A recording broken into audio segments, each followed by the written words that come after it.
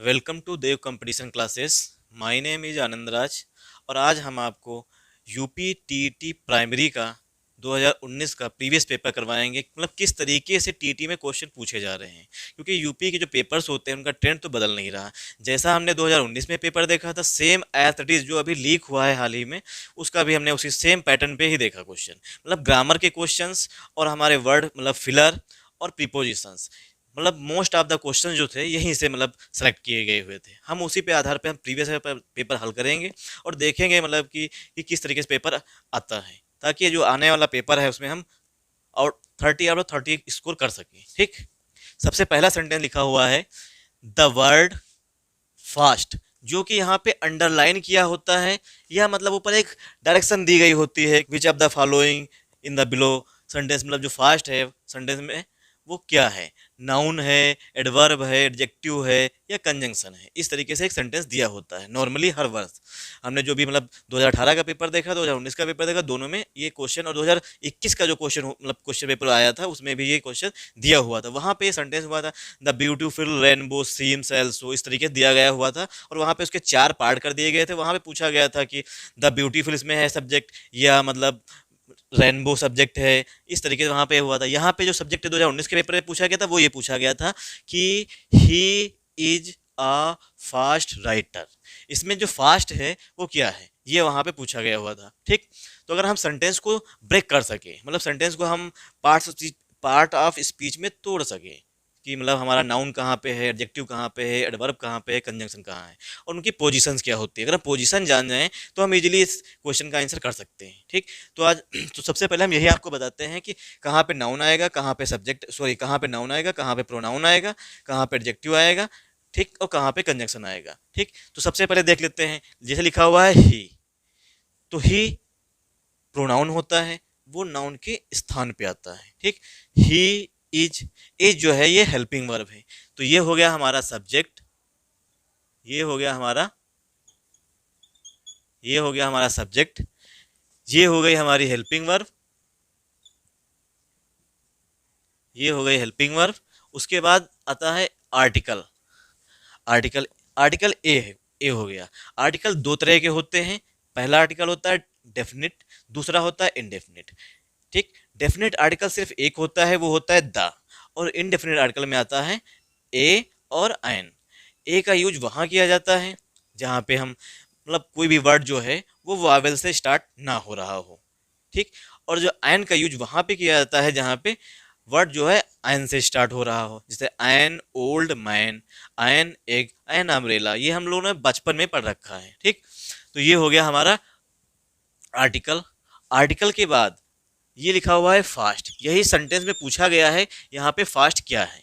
ठीक, और फास्ट के बाद लिखा हुआ है राइटर। राइटर जो कि नाउन होता है। ठीक, इसलिए नाउन से पहले ये हमारा हो गया नाउन, ये हो गया हमारा एडजेक्टिव, ये हो गया हमारा आर्टिकल, ये हो गई हेल्पिंग वर्ब और ये हो गया हमारा सब्जेक्ट। ठीक, इस तरीके से होता है। मतलब सेंटेंस का जो स्ट्रक्चर होता है वो सबसे पहले सब्जेक्ट आएगा, फिर हेल्पिंग वर्ब आती है, फिर मेन वर्ब अगर सेंटेंस में दी होती है तो वो मेन वर्ब होती है।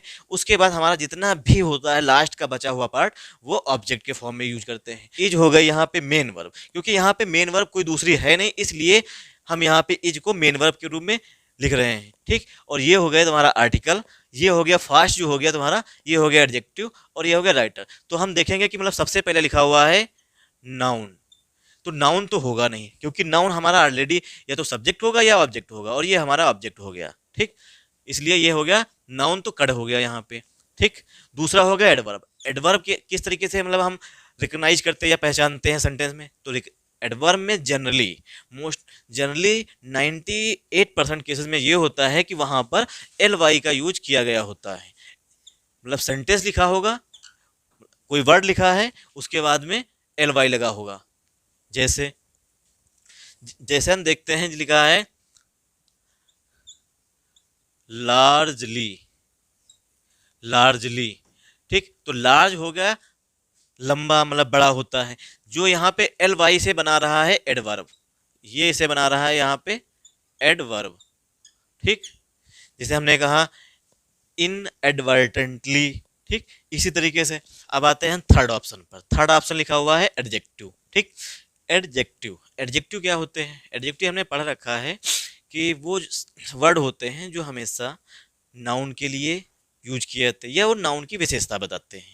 जैसे हो गया इंटेलिजेंट, हो गया वो भी हमारा adjective, he is an intelligent boy, वह एक बुद्धिमान बच्चा है। ठीक, तो इस तरीके से हमने यहाँ पे, तो इसलिए ये जो हमारा एडजेक्टिव हो गया, ये यहाँ पे करेक्ट आंसर है हमारा। क्यों करेक्ट है? क्योंकि राइटर हमारा जो है नाउन है और फास्ट यहाँ पे एडजेक्टिव का काम कर रहा है, तो हमारा जो करेक्ट आंसर होगा वो एडजेक्टिव होगा। फिर देखते हैं फोर्थ ऑप्शन, मतलब कंजक्शन। कंजंक्शन क्या होते हैं? तो कंजंक्शन का काम क्या होता है?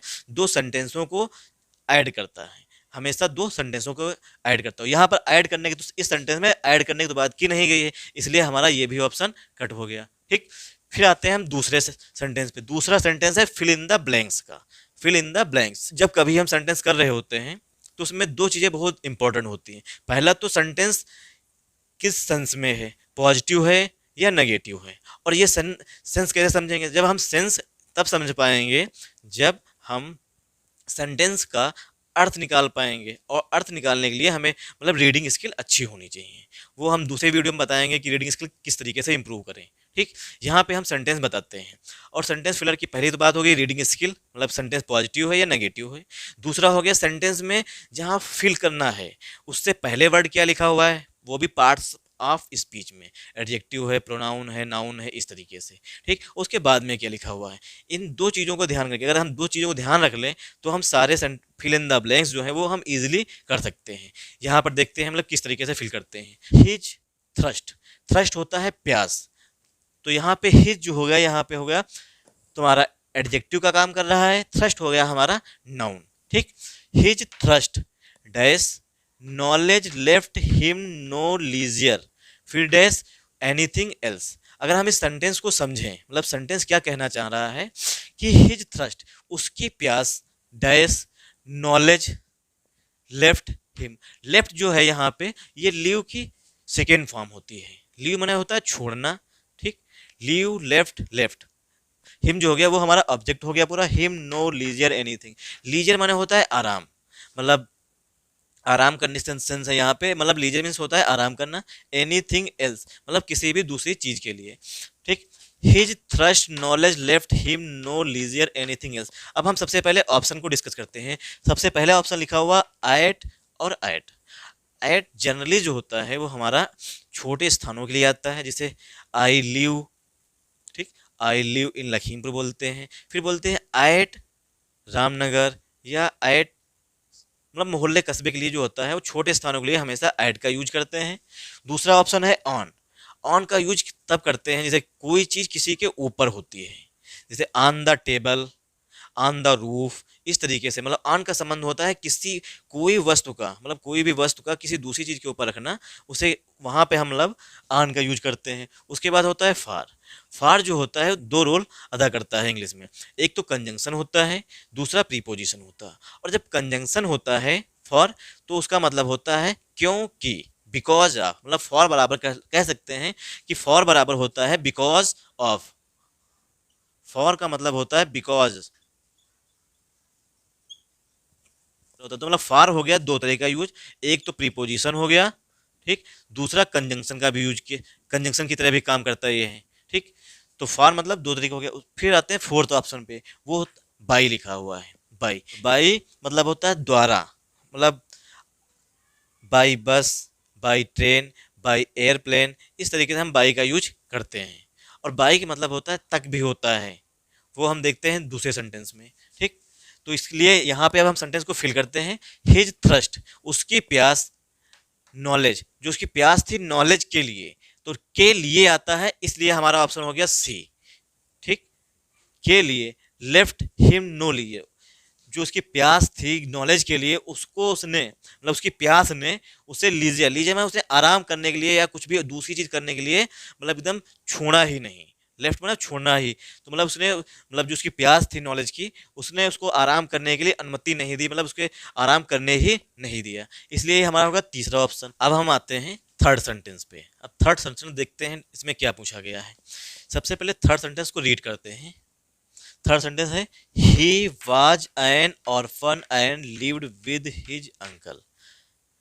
अगर हम सेंटेंस का अर्थ समझें, मतलब मीनिंग समझें, तो मतलब लिखा है ही वाज एन ऑर्फन, वह एक ऑर्फन था, and lived with his uncle, और अपने चाचा के साथ रहता था। ये सेंटेंस का मीनिंग निकल रहा है। और यहाँ पे ये पूछा गया है कि मतलब सेंटेंस देते हैं, उसके बाद सेंटेंस में एक अंडरलाइन वर्ड कर देते हैं, फिर पूछते हैं इसमें कौन सा जेंडर है। ठीक, तो जेंडर जेंडर जनरली तो दो ही प्रकार के होते हैं, तो मैस्कुलाइन जेंडर, दूसरा फेमनाइन जेंडर। मैस्कुलाइन में मतलब होता है जिसमें मतलब मेल्स आते हैं, और फेमनाइन मीन्स होता है जिसमें फीमेल्स आती हैं। अब हम ऑप्शन डिस्कस करते हैं। सबसे पहले सबसे पहले लिखा हुआ है फेमनाइन जेंडर। फेमनाइन, जहाँ भी FEMI आ जाए, फेमी, फेमी मतलब होता है फीमेल से रिलेटेड। उसके बाद आता है कॉमन जेंडर।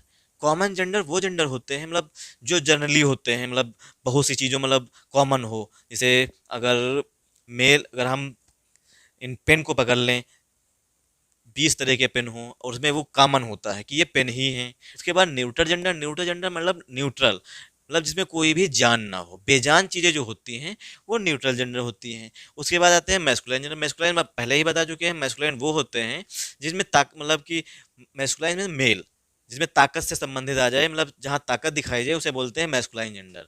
ठीक, तो सबसे पहले देखते हैं कि ऑर्फन यहाँ पे क्या है इस सेंटेंस में। तो हमारा फेमनाइन तो है नहीं। फेमनाइन इसलिए नहीं है क्योंकि ऑर्फन है, ऑर्फन और ऑर्फन ही लगा हुआ है, और ही जो होता है वो हमारा मैस्कुलाइन जेंडर में आता है, तो इसलिए इसका आंसर हो जाएगा मैस्कुलाइन जेंडर। ठीक, और ये तीन ऑप्शन क्यों नहीं होंगे, क्योंकि फेमनाइन मतलब स्त्रीलिंग से, स्त्रीलिंग तो यहाँ पे सी होता तो हम फेमनाइन जेंडर लगा देते हैं। यहाँ पे सी वाज एन ऑर्फन, वो एक ऑर्फन थी, यहाँ पे था का लग रहा है इसलिए मैस्कुलाइन जेंडर लगाए हैं। फेमनाइन जेंडर इसलिए कट हो गया यहाँ पे। फिर आते हैं कॉमन जेंडर, क्योंकि मनुष्य की बात की जा रही है तो मनुष्य मतलब कॉमन जेंडर तो हो ही नहीं सकता है, क्योंकि यहाँ पे मैस्कुलाइन, अगर मैस्कुलाइन जेंडर ना दिया होता आंसर में तो हम यहाँ पे कॉमन जेंडर विकल्प चूज कर सकते थे, इसलिए कॉमन जेंडर कर हो गया। न्यूट्रल, जहाँ पे जान तो दिखा ही रहा है कि मतलब इसमें जान है ही, मतलब कोई पर्सन ही है, इसलिए न्यूट्रल जेंडर कर हो गया। उसके बाद आते हैं फोर्थ सेंटेंस पे। फोर्थ सेंटेंस जो दिया हुआ है वो दिया गया है फिल इन द ब्लैंक्स पे। सेंटेंस पढ़ते हैं। Fourth sentence, he is junior me. He is junior me, वह मुझसे जूनियर है। जब हम कभी भी जूनियर है, सीनियर है, इन्फीरियर है, इन वर्ड्स का यूज करते हैं, उसके बाद प्रीपोजिशन फिल करा रहा होता है, तो वहां पे हम क्या करते हैं, हमेशा IOR, जितने भी वर्ड यहाँ पे लिख देते हैं IOR। इधर कोई भी वर्ड लिखा हो, डैश यहाँ मतलब कोई भी वर्ड लिखा हो और लास्ट में IORR। कुछ एक्सेप्शन है, जैसे प्रियर है, प्रियर के बाद हमेशा टू का यूज किया जाता है, प्रियर टू मतलब के पहले। ठीक, तो मतलब कुछ वर्ड छोड़ करके, प्रिफर है तो प्रिफर के बाद टू आता है, मतलब जहाँ भी IOR दिख जाए आपको, वहाँ पर बिना आंख मीच करके आप टू का यूज कर सकते हैं। ठीक, बाकी ऑप्शन हम डिस्कस करते हैं। सबसे पहले दिया हुआ है यहाँ पे फ्रॉम। फ्रॉम दिखाता है से, फ्रॉम का मतलब होता है से, मतलब यहाँ से वहाँ। I go to Lucknow from Lakhimpur, ये दिखाता है से का अर्थ। विद दिखाता है संबंध, मतलब साथ साथ में, मतलब कि I live with my uncle, मैं अपने चाचा के साथ रहता हूँ। उसके बाद दिखाता है दिन। दिन दिखाता है टाइम। सिंस देन, एक हमने वर्ड पढ़ रखा, सिंस देन मतलब तब से, तो दिन हमेशा टाइम के लिए आता है। अब हम आते हैं फिफ्थ क्वेश्चन पे। फिफ्थ क्वेश्चन है the word strength is a. इसे इस सेंटेंस में पूछा गया है कि स्ट्रेंथ कौन सा है, अब एब्स्ट्रैक्ट नाउन है या कलेक्टिव नाउन है या कॉमन नाउन है, मटेरियल नाउन है। ठीक, तो हम यहाँ पर देखते हैं कि द हमारा हो गया डेफिनेट आर्टिकल, वर्ड हो गया हमारा एडजेक्टिव, और स्ट्रेंथ हो गया नाउन, और इज हो गई हेल्पिंग वर्ब या मेन वर्ब, और ये हो गया आर्टिकल। अब यहाँ पे नाउन पूछता है। सबसे पहले हम ऑप्शन डिस्कस कर लेते हैं कि अब्स्ट्रैक्ट नाउन कौन होते हैं, कलेक्टिव नाउन कौन होते हैं, कॉमन नाउन कौन होते हैं, और मटेरियल नाउन कौन होते हैं। अब्स्ट्रैक्ट नाउन, अब्स्ट्रैक्ट नाउन की जो सबसे अच्छी पहचान होती है कि वो हमेशा फील किए जा सकते हैं, जैसे लव है, हर्ट है। ठीक, इस तरह के वर्ड होते हैं। कलेक्टिव, कलेक्टिव नाउन मीन्स होता है समूहवाचक, मतलब समूह, मतलब ग्रुप में होते हैं वो, उसे कहते हैं कलेक्टिव नाउन। फिर होते हैं कॉमन, जो जनरली होते हैं सारी चीज़ें, जैसे अगर हमने बुक्स उठा ली, पेन उठा ली, तो इसमें से ये सब चीज़ें कॉमन हो गई, ठीक, कोई स्पेसिफिक नाउन नहीं है। उसके बाद मटेरियल नाउन, मटेरियल जिससे पदार्थवाचक नाउन, मतलब जिसमें पदार्थ, कोई भी मतलब कि वस्तु की, जैसे हमने ये डस्टर दिखाया, डस्टर है तो ये पदार्थवाचक, मतलब ये मटेरियल नाउन में आएगा, ठीक। तो यहाँ पे पूछा गया है स्ट्रेंथ, और स्ट्रेंथ को हम ना तो कलेक्ट कर सकते हैं, ना तो मटेरियल है कि हम कोई मतलब से चीज़ को छू सकते हैं, देख सकते हैं, ना ही तो एक कॉमन है। तो हमारा कौन सा ऑप्शन हो गया? ऑप्शन ए करेक्ट है यहाँ पे। ये स्ट्रेंथ जो है सिर्फ फील कर सकते हैं कि हमारे हाथों में मतलब पावर है, तो इसे सिर्फ फील किया जा सकता है कि वह बलवान है, ठीक। तो इस तरीके जो है यहाँ पे स्ट्रेंथ को सिर्फ फील किया जा सकता है, इसलिए यहाँ पे हमारा ऑप्शन ए करेक्ट है।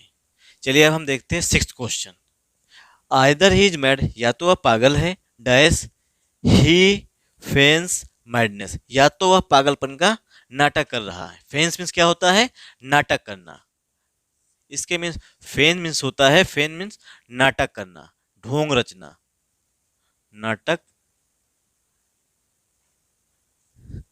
कुछ वर्ड्स हम देख लेते हैं यहाँ पर, ये कंजंक्शन किस तरीके से होते हैं। वो हमेशा सेट वर्ड्स होते हैं, जैसे आइदर के साथ हमेशा आर आता है, नाइदर के साथ हमेशा नार आता है, वेदर के साथ हमेशा और आता है। यहाँ पर देख लेते हैं, आइदर, आइदर, आइदर के साथ हमेशा आर आता है, नाइदर, नाइदर के साथ हमेशा नार आता है, वेदर, वेदर के साथ हमेशा और आता है। वेदर और वेदर दो वर्ड्स होते हैं, दोनों में डिफरेंस क्या होता है? ये हमारे होते हैं कंजंक्शन, और एक मीनिंग होती है WEATHER, वेदर। वेदर मीन्स होता है मौसम, ठीक। तो हमें इस वर्ड के साथ इसके साथ कंफ्यूज नहीं होना है, इन दोनों वर्ड साथ। वेदर माने कि क्या, वेदर ही कम्स और नॉट, कि क्या वह आएगा या नहीं आएगा। नाइदर नॉर, आइदर आर होता है, ठीक। तो यहाँ पे हम देख रहे हैं सेंटेंस में आइदर लगा हुआ है, तो हम सारे और दूसरे ऑप्शन जो होते हैं वो एलिमिनेट कर देते हैं, एंड हो ही नहीं सकता। तो हमारा ऑप्शन हो जाएगा सी ऑप्शन, करेक्ट आंसर यहाँ पे है। एंड कंजंक्शन होता है, ठीक। नॉर जो होता है वो हमेशा नाइदर के साथ आता है, और सो होता है एडवर्ब, इसलिए एडवर्ब नहीं आएगा। अब आते हैं हम सेवन सेंटेंस पे। सेवन सेंटेंस देखते हैं क्या लिखा हुआ है। सेवन सेंटेंस भी फिल इन द ब्लैंक्स का है, फिल इन द ब्लैंक्स का है। सेवन सेंटेंस है, he came to me dash midnight. हम लोग देखते हैं कि मॉर्निंग है तो इन द मॉर्निंग आता है, इन द इवनिंग होता है, तो सुबह और शाम के साथ क्या होता है? इन का यूज होता है। और जब रात हो जाती है तो हमेशा रात के साथ एट मिड नाइट का यूज करते हैं, मतलब एट मिड नाइट होता है। तो हम जो हमारा ऑप्शन मतलब करेक्ट है वो यहाँ पे ऑप्शन ए इज करेक्ट हो गया। अब हम दूसरा ऑप्शन देखते हैं जो कि लिखा हुआ है ऑन। आन का यूज किया जाता है पर के लिए, मतलब एक वस्तु का किसी दूसरे ऊपर रखा होना, उसके लिए हम आन का यूज किए जाते हैं, ठीक। फिर तीसरा ऑप्शन है अपान। अपान और आन दोनों का मतलब सेम होता है, इसका हम यूज रेसिप्रोकल तरीके से कर सकते हैं, मतलब जहाँ ऑन है वहाँ अपान यूज कर सकते हैं, जहाँ अपान है वहाँ आन यूज कर सकते हैं। और फोर्थ ऑप्शन जो है वो होता है इन। इन का मतलब होता है मे, अगर हम इंग्लिश में उसका सेंस निकालें तो मतलब होता है मे, मतलब इन द इवनिंग, मतलब सुबह में, ठीक। फिर आते हैं एट्थ नंबर क्वेश्चन पे। एट नंबर क्वेश्चन है, which of the following is not a conjunction.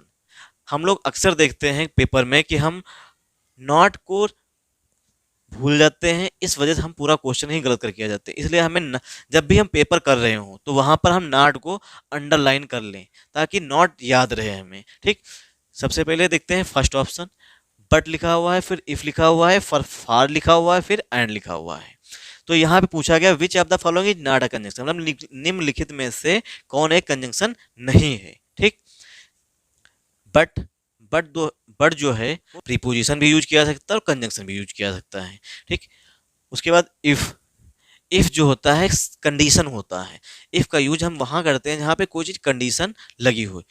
If you work hard you will get you will get success, अगर तुम कठिन परिश्रम करोगे तो तुम सफलता पाओगे। तो वहां पे इफ, मतलब इफ जो है सेंटेंस को ऐड नहीं कर रहा है, वो कंडीशन बताता है। तो हमारा ऑप्शन तो राइट आंसर मतलब जो राइट आंसर होगा वो हमारा इफ़ होगा।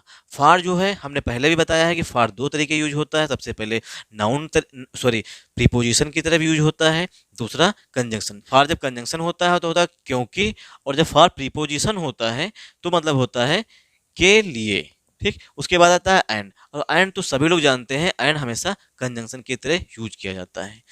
अब हम अपना नेक्स्ट क्वेश्चन देखते हैं, मतलब क्वेश्चन नंबर नाइन्थ नंबर है, which of the following words is a plural. मतलब निम्नलिखित वर्ड्स, जो नीचे दिए गए वर्ड्स है, क्राइसिस है, एनालिसिस है, क्राइटेरिया है, इंडेक्स है, इसमें कौन निम्नलिखित में से एक वर्ड्स जो है वो प्लूरल है। प्लूरल बनाना नहीं है, यहाँ पे प्लूरल पहचानना है, रिकग्नाइज करना है कि निम्नलिखित में से कौन सा वर्ड प्लूरल है। ठीक, तो क्राइसिस, इसमें यस यस नहीं लगा है। अगर यहाँ पे इंडेक्सेस लिखा होता तो हम कह भी सकते थे कि ये प्लूरल है। तो यस यस यस नहीं लगा हुआ है, इसलिए हम इसे कट कर देंगे। ठीक, उसके बाद आते हैं क्राइटेरिया। कुछ वर्ड्स होते हैं जो कि हमेशा प्लूरल फॉर्म में लिखे जाते हैं, जैसे कैटल्स हो गया। ठीक, कैटल्स जो है हमेशा प्लूरल होता है, कैटल्स आर ग्रेजिंग। ठीक, हम ये बोलते हैं कैटल्स आर ग्रेजिंग, मतलब जानवर चर रहे हैं। ठीक, उसके बाद हो गया एनालिसिस, इसमें भी यस या यस नहीं लगा हुआ है, इसलिए ये भी सिंगुलर है हमारा, तो इसलिए ये भी कट हो गया। उसके बाद आता है क्राइसिस, क्राइसिस में यस यस नहीं लगा हुआ है, इसलिए ये भी हमारा ये भी कट हो गया। ठीक, अब आते हैं हम अपने लास्ट क्वेश्चन पे, 10th नंबर पे। 10th नंबर क्वेश्चन देखते हैं, which of the following nouns is in plural. मतलब निम्नलिखित जो नाउन, नीचे दिए गए नाउन हैं उनमें कौन जो हैं वो प्लूरल फॉर्म में लिखे गए हुए हैं। ठीक, तो सबसे पहला ऑप्शन है माइस, बिलियर्ड्स, न्यूज और इलेक्ट्रॉनिक्स। तो हम देखते हैं सबसे पहले न्यूज। न्यूज तो हम लोग देखे ही हैं, नॉर्थ ईस्ट वेस्ट साउथ, तो ये न्यूज़ तो हो गया हमारा सिंगुलर, और हमें पहचानना है यहाँ पे प्लूरल, मतलब पहचानना और रिकग्नाइज करना है प्लूरल कौन सा है। फिर इलेक्ट्रॉनिक्स हो गया, इलेक्ट्रॉनिक्स में यस लगा हुआ है यहाँ पे, बट हम कभी भी इसे प्लूरल नहीं मानेंगे। क्यों? क्योंकि इलेक्ट्रॉनिक्स वर्ड ही होता है। ठीक, इसलिए ये इलेक्ट्रॉनिक्स कट हो गया। यहाँ पे यस लगा हुआ है बिलियर्ड्स, लेकिन बिलियर्ड्स एक वर्ड ही होता है, इसमें यस या यस नहीं लगाया गया, मतलब इसे प्लूरल नहीं बनाया जा सकता, तो इसलिए ये भी कट हो गया। उसके बाद है, इसलिए जब तीन ऑप्शन हमारे कट हो गए तो एक ही ऑप्शन बचता है माइस। माइस हमारा करेक्ट आंसर है। क्यों? क्योंकि माउस जो होता है वो हमारा सिंगुलर होता है, ये हो गया सिंगुलर। ठीक, और यहाँ लिखा हुआ है माइस, तो माइस का जो प्लूरल होता है वो माइस होता है।